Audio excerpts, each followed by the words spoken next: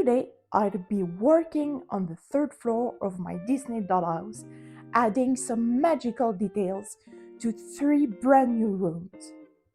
Hello everyone, welcome to my channel. Today, we're diving into the next step of my Disney Dollhouse project. If you haven't seen the previous video, be sure to check it out first.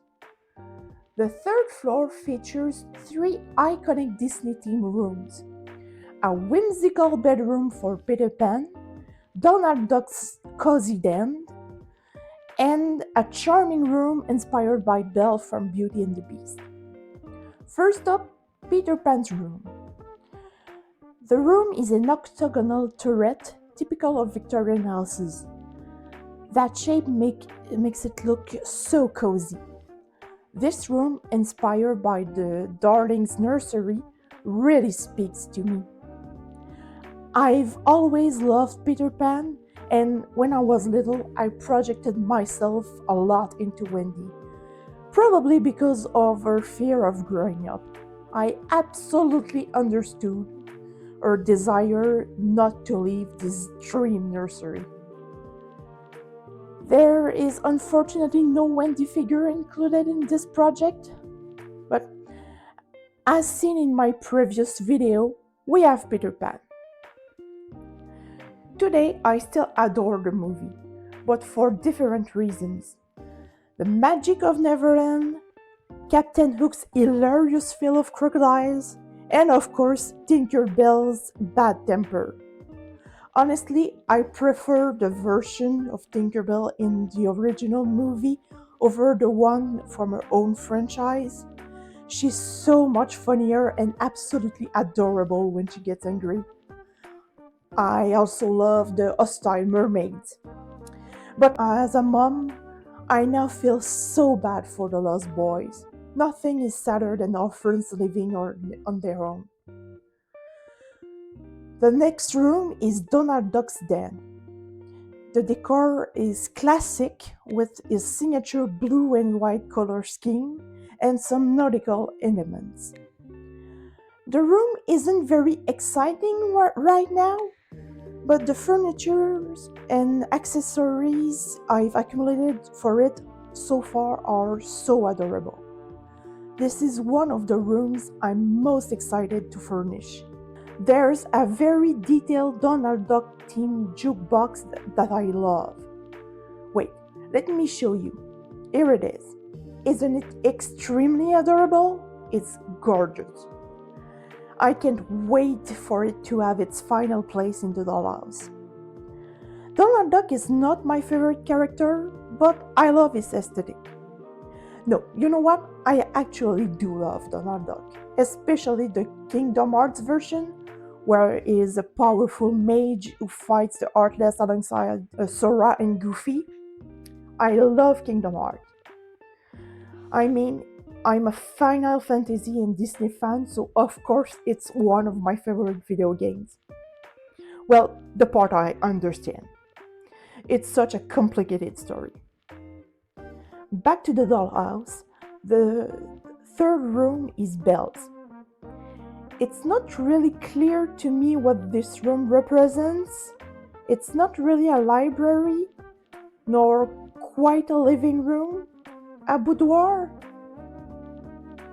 Okay, I just did a quick search and officially it's a tea room in the attic.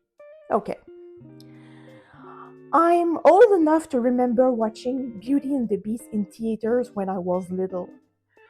I'll never forget how disappointed I was when the Beast turned into a prince. I thought he was so ugly. I think the live-action version addressed the awkwardness properly, with Belle suggesting the prince grew a beard. I love it. Otherwise, it's far from one of my favorite movies. I don't hate it, but I don't really like the story. My favorite part is probably Gaston's song. At that point, I'm starting to work on the roof of the dollhouse. I unpacked the pieces to start building it, as well as the pieces to make Peter Pan's bed. It looked crooked here, but I straightened it later, before it dried. I think. I hope. I would have preferred Wendy's canopy bed, but Michael's little bed is really cute. As you can see, the nursery is slowly taking shape. I really like that they replicated the wallpaper seen in the movie, but I checked and the flooring is not accurate. The next step is to continue preparing the walls for the third floor. This is a step where it seems like we are not making much progress because the plan is to install all of these walls at once, revealing the attic. In the meantime, we need to install the windows in Peter Pan's room. The large bay window can open. Several windows in the house can open, by the way. It's a detail that I love. I still refrain from playing with it because I'm afraid that the mechanism will become loose and that the windows will no longer close. But I'm probably worrying for nothing. I received the last pieces for the third floor walls before I could install them. I didn't film the process of installing the walls because it was very difficult to get them all in place before the glue dried. This is the kind of step that makes you wish you had 4 hands. But hey, it was worth it because the result is amazing.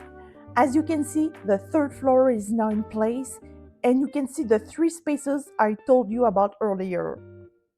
Now it's time to focus on the roof. The next pieces I received were the base of the tower, roof tiles, and doors. Oh, and a bathroom light and the world's tiniest toothbrush. Once the light was installed, and it was very difficult, they totally should have had us install it before we put the ceiling up. We need to install the trim all around the third floor. I was skeptical, but it makes a very nice finish. I just realized I didn't film the tower. Too bad, but it was a very long step. I glued the roof tiles while watching TV to pass the time. Then the assembly was very complicated. I needed binder clips, rubber bands, and clamps, not the most aesthetic process. At least, I filmed the 2 cute little doors and the lamp in the frozen room. And it lights up. 2 doors are now in place. They look really good and they're working. They can open and close. And that's it for this part of the construction. It's possible that the next video will also be on the Disney Dollhouse because I still have about 10 brochures to do. Here is the dollhouse in its current state with its turret on the shelf that will eventually be its final location. But anyway, that's all for this video. I hope you enjoyed it. Thanks for being here and see you next time.